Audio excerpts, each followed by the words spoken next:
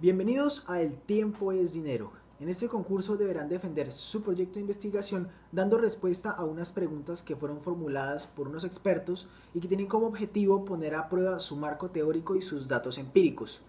Para estas respuestas dependerán de un tiempo limitado en el cual prepararán sus respuestas y al final de toda esta tanda de preguntas yo escogeré un proyecto el cual considere que es el mejor sustentado y que tiene mejores bases para que sea financiado y llevado a cabo. Como primer participante tenemos a Camila con su proyecto Derechos de autor y los jóvenes. Como segundo participante tenemos a Natalia con su proyecto El desconocimiento de los derechos de autor y el concepto de licencia por parte de los estudiantes de ASPAEN Gimnasio La Fragua. Y por último tenemos a Nicole con su proyecto Licencias y Derechos de Autor. Muy bien, aspirantes, vamos a comenzar. La primera pregunta es: ¿cuáles son las motivaciones de los estudiantes para pasar por alto los derechos de autor?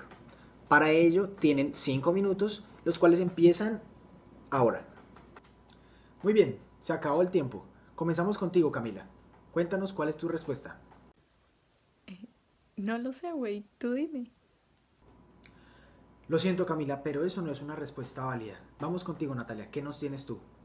Para responder tu pregunta, tenemos tres elementos, los cuales son el primero, el desconocimiento, el segundo, la poca práctica de redacción de un texto y el tercero, la incomprensión de un tema.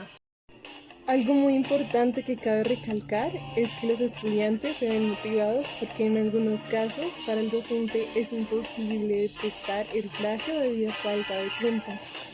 Eso quiere decir que en cuanto el docente no detecta el plagio, los estudiantes piensan que hay una inexistencia en el peligro de ser detectados. Muy bien, Natalia. Gran respuesta. ¿Qué nos tienes tú, Nicole? No es lo que ustedes llaman como derechos, no, normas o leyes del autor. Lo siento, pero no tenemos tiempo para balbuceos. Vamos con la siguiente pregunta. Dice: brevemente explique cuál es la historia de los derechos de autor. Para esta pregunta dispondrán de 5 minutos, los cuales empiezan ya. Se acabó el tiempo. Comenzamos contigo, Camila. Pues, ¿qué te digo yo? La verdad, no sé. Mala respuesta, Camila. Vamos contigo, Natalia. Claro, Juan, la historia de los derechos de autor tiene tres etapas. Para esto voy a hablarles de la primera etapa. La primera etapa fue en Grecia y Roma. Particularmente en Roma existía un derecho de reproducción y un derecho de propiedad literaria. Como segundo momento o etapa de la historia tenemos en la Edad Media a la reina Ana. La reina Ana reconocía el derecho de reproducción en el derecho de autor. Y como tercera etapa tenemos el convenio de Berna. El convenio de Berna se realizó el 9 de septiembre de 1886 y esto le dio la posibilidad al que tuviera el derecho de autor que en todos los países iba a estar reconocido este derecho. Digamos que a diferencia de las otras épocas, digamos que en su país o en su imperio se permitía reconocerle el derecho de autor, pero podía de pronto otra cultura desconocérselo. En cambio con este derecho cambia porque este derecho le da la universalidad. Muchas gracias, Natalia, por esa maravillosa respuesta. Vamos contigo, Nicole. ¿Qué nos tienes? Eh, Seguimos con el balbuceo. Vamos con la siguiente pregunta. ¿Cuál es el marco legal de los derechos de autor en Colombia? Tienen 3 minutos para responderle y comienzan a partir de ya. Se acabó el tiempo. Vamos contigo, Camila. La Constitución Política de Colombia. Ajá, ¿y el resto? Vamos contigo, Natalia. Tú nunca me decepcionas.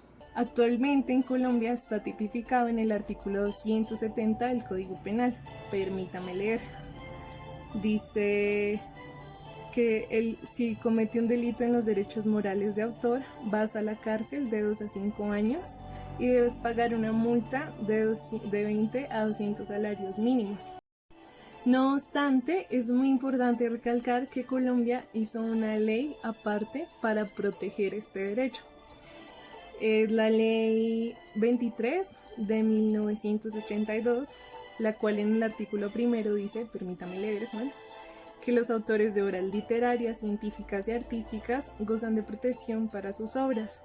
También protege esta ley a los intérpretes o ejecutantes, a los productores de fonograma y a los organismos de radiodifusión.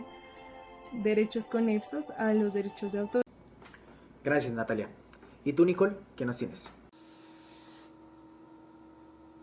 Marco legal. Chale, esas partes no la busqué.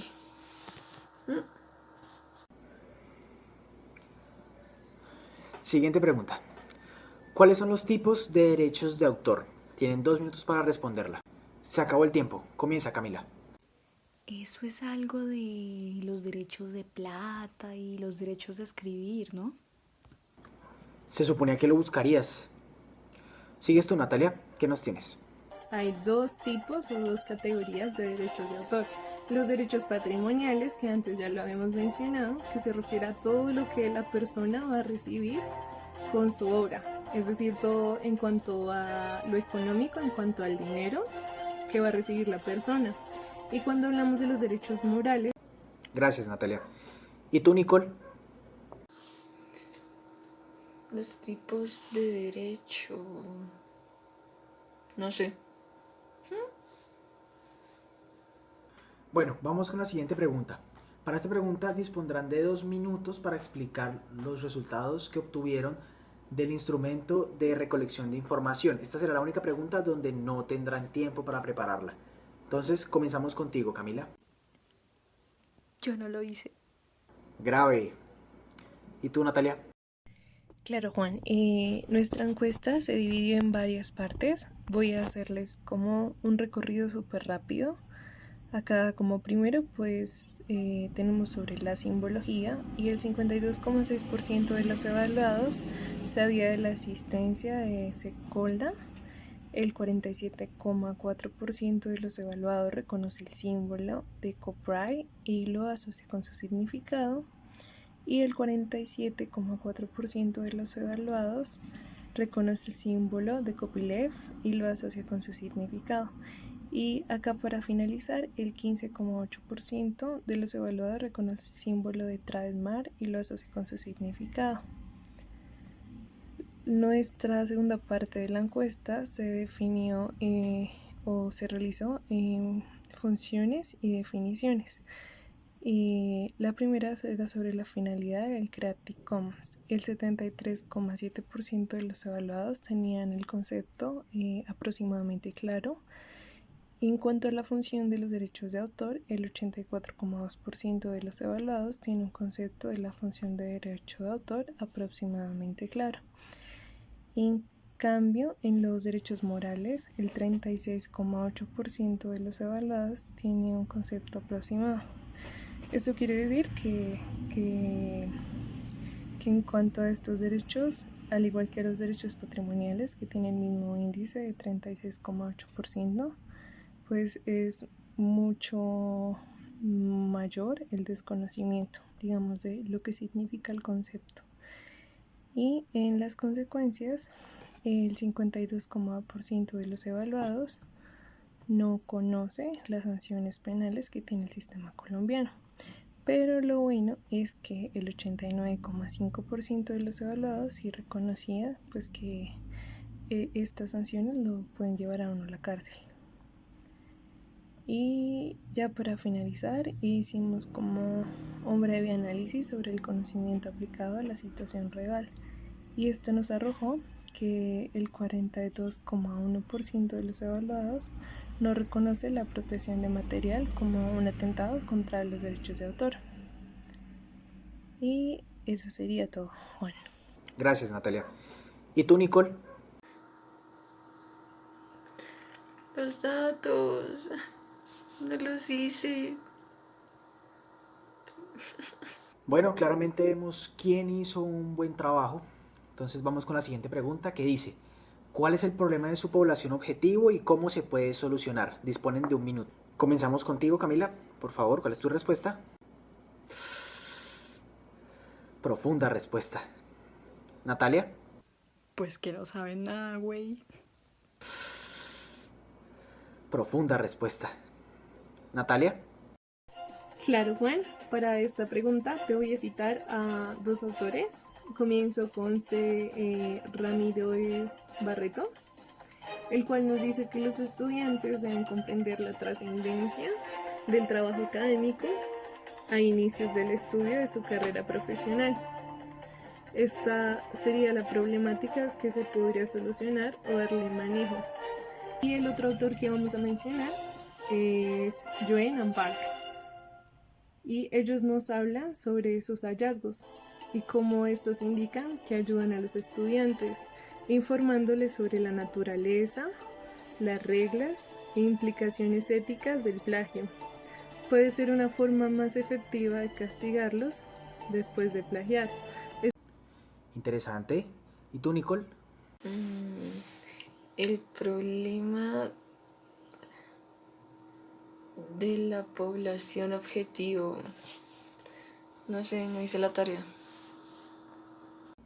Vuelve y juega. Bueno, ni modo. Siguiente pregunta. ¿Por qué debemos apoyar la propiedad intelectual? Disponen de 1 minuto. Vamos contigo, Camila. Porque debemos aprender a ser originales. ¡Por fin! Vamos, Natalia, tu turno. Juan, existen dos razones fundamentales por las que se debe apoyar la propiedad intelectual. La primera se basa en la tragedia de los bienes comunes, es decir, que justifica la propiedad intelectual porque alienta e incentiva la creación intelectual. Y la segunda se basa en la teoría de la escasez de recursos. Es el fundamento de la propiedad intelectual en los países anglosajones y justifica toda propiedad, que es un mecanismo de asignación cuando los recursos son escasos. Gracias, Nicole. ¿Tú tienes algo? Sí, tengo algo que decir. Lo que dijo ella. Sí. Bueno, al menos Camila respondió algo con sentido por primera vez. Vamos con la última pregunta. ¿Preparados? Espero que lo estén. Aunque la única que parece estarlo es Natalia. Pero bueno, la pregunta es la siguiente. ¿Por qué debemos tener claridad en los derechos de autor? Tienen 1 minuto para responderla a partir de ya. Bien, el tiempo se acabó. Vamos contigo, Camila. Porque debemos respetar lo que producen los demás. Ok, Nat. Juan, yo creo que esa pregunta es muy necesaria en este tipo de eventos donde le permiten al público conocer e identificar como la importancia de los derechos de autor.